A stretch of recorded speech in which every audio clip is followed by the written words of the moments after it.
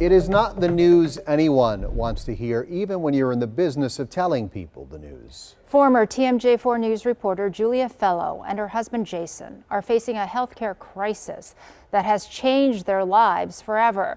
They are talking about it now to bring more awareness and help others facing similar challenges. In a Lighthouse report, Charles Benson talks with that young couple about a surprise diagnosis that sent them into disbelief. I love this photo. Thank you. Me too. It's a love story that started when Julia Fello and Jason Klappa worked together. She was a TV reporter in Wausau. He was my photographer. Scandal. Not really. They jumped TV markets until they arrived in Milwaukee and married in 2018. Life was good until a doctor delivered some bad news. The descriptive words that stick in my brain are, it is a degenerative disease, it's progressive, and at this point it's incurable. A year ago, Jason was diagnosed with early onset Parkinson's. At first, Julia was in denial. He looks so perfectly healthy. I couldn't believe that my husband would be diagnosed with early onset Parkinson's. I couldn't believe it. She remembers calling Jason for what she thought would be a routine call home. I said, "Hey, what's going on?" And he said, "Just come home." And I said, "You got the results, didn't you?" And he said, "Just come home." And I said, "Oh my God, our life is going to change forever." She was right. When she arrived home, Jason shared his test results from a brain scan. He showed me his my chart because he got it within 20 minutes after the scan. And he goes, "There it is. There it is. Oh, my life is over. I'm 39 years old." Did you feel that way? I did. I mean, at that point, yeah, just completely run over. Run over, racing thoughts, and a million questions.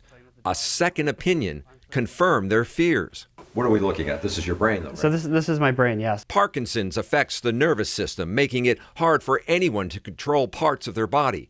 Jason noticed little changes, but thought it was a pinched nerve or just an old injury. It was just hard to do easy things, like even just washing your arm in the shower or combing your hair. Julia credits Jason for pushing to find answers to his health concerns. He just knew something wasn't right. Come on.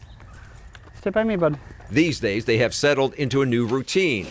Healthier meals, fun walks with their Scottish Terrier, and lots of medication for Jason.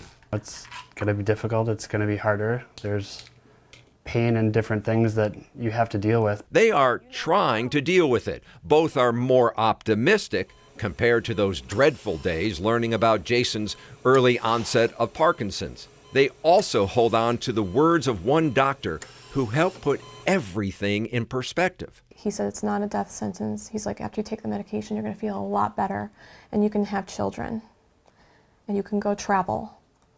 And that was a big, big game changer for us, that we could have hope. Hope.